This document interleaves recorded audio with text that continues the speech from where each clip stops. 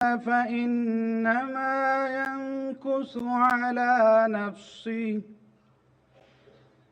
ومن أوفى بما عاهد عليه الله فسيؤتيه أجرا عظيما صدق الله العظيم। ইরশাদ হচ্ছে, নিশ্চয়ই আজ যাহারা আপনার হাতে বায়াত গ্রহণ করিতেছে তাহারা তো আল্লাহর হাতে বায়াত করে, কেননা আল্লাহর হাত তাহাদের হাতের উপর।